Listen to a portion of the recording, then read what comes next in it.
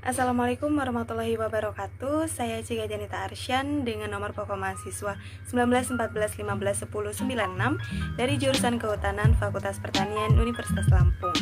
Dalam rangka memenuhi tugas dari mata kuliah pengelolaan hasil hutan bukan kayu, di sini saya akan mempresentasikan materi mengenai peta dan pola persebaran porang Amorphophallus mulleri Bloom pada beberapa area di Kabupaten Jember. Dan jurnal yang saya pakai merupakan Jurnal Biotropika volume 1 nomor 4 tahun 2013.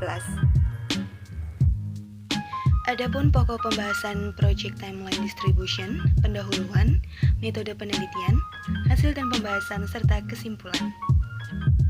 Oke, pertama ada pendahuluan. Oke, seperti yang kita tahu, porang merupakan jenis tanaman umbi-umbian, termasuk keluarga Araceae dan dari kelas Monocotyledon. Hasil tanaman ini berupa umbi yang mengandung glukomanan yang berbentuk tepung. Ya, di Indonesia sendiri masih banyak nih masyarakat yang belum mengerti cara untuk memanfaatkan umbi porang. Padahal umbi porang ini memiliki banyak kegunaan dan juga kemanfaatannya loh. Ya, di wilayah Jember sendiri distribusi porang belum pernah dipetakan, sehingga nantinya diharapkan akan diketahui keberadaan dari distribusi porang sendiri agar porang dapat ditemukan dan dimanfaatkan secara luas oleh masyarakat. Berikutnya yaitu tujuan diadakannya penelitian, itu untuk membuat peta persebaran porang yang berada di Kabupaten Jember dan untuk mengetahui pola persebaran porang di Kabupaten Jember. Ya, yang kedua adalah metode penelitian. Yang pertama, deskripsi area. Seperti yang sudah terlansir dari kantor perhutani di wilayah Jember, porang berada di 5 kecamatan. Kecamatan Mayang, Tanggul, Bangsalsari, Silo, dan juga Panti. Yang kedua, pengelolaan data dengan software Quantum GIS. Keberadaan porang digunakan sebagai data vektor jenis poligon berupa grid 1 meter persegi yang disajikan dalam bentuk data kualitatif maupun kuantitatif yang direpresentasikan dalam bentuk grafik vektor.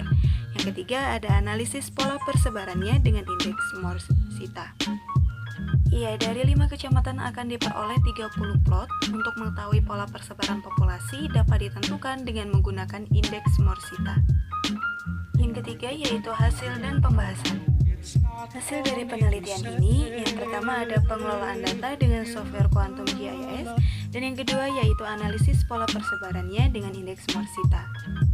Yang pertama adalah pengelolaan data dengan software Quantum GIS. Pada Kabupaten Jember didapatkan 10 desa yang menjadi lokasi ditumbuhinya porang Amorphophallus mulleri Bloom. Untuk dapat melakukan penelitian ini, maka di masing-masing lokasi tersebut diambil titik koordinatnya dengan menggunakan Global Positioning System atau GPS. Data yang didapat melalui GPS kemudian diolah dengan menggunakan Quantum GIS 1.7.4. Pemetaan ini dilakukan dengan melakukan pengukuran sudut dan jarak untuk menentukan posisi dari suatu titik. Ya, selanjutnya yaitu peta persebaran porang di Kabupaten Jember. Bisa dilihat di gambar 1 ini merupakan peta persebaran porang yang dimana di Kecamatan Tanggul, porang dapat tumbuh di Desa Manggisan, tumbuh di bawah naungan pohon sengon dan ditanam dengan jarak 1 kali 1 meter. Dan di Desa Darungan, porang dibudidayakan oleh masyarakat setempat.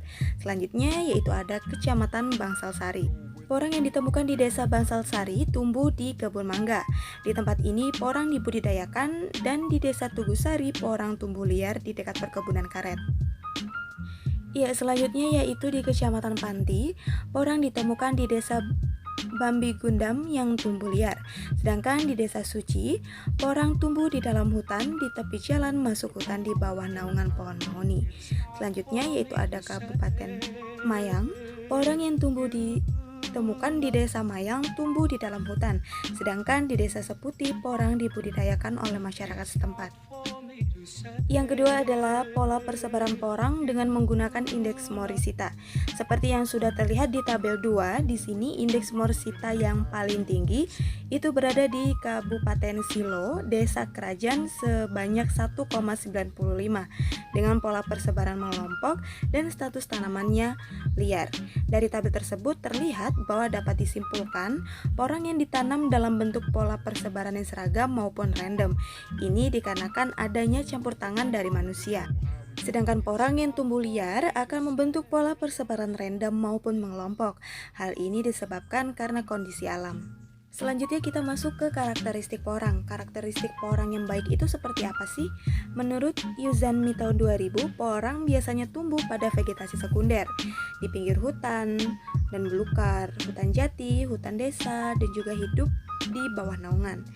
Tanaman porang ini tumbuh pada ketinggian tanah hampir mencapai 900 meter di atas permukaan air laut. Porang memerlukan tanah bertekstur liat berpasir, struktur gembur, dan kaya unsur hara untuk pertumbuhannya. Di samping hal tersebut juga drainase yang baik dengan kandungan humus tinggi dan juga pH tanah 6-7,5. Untuk suhu optimum pertumbuhannya itu sekitar 25 derajat sampai 35 derajat Celcius dengan curah hujan 1000 sampai 1500 mm per tahun selama masa pertumbuhan, dan dibutuhkan naungan 50 sampai 60% untuk merangsang pembentukan umbi.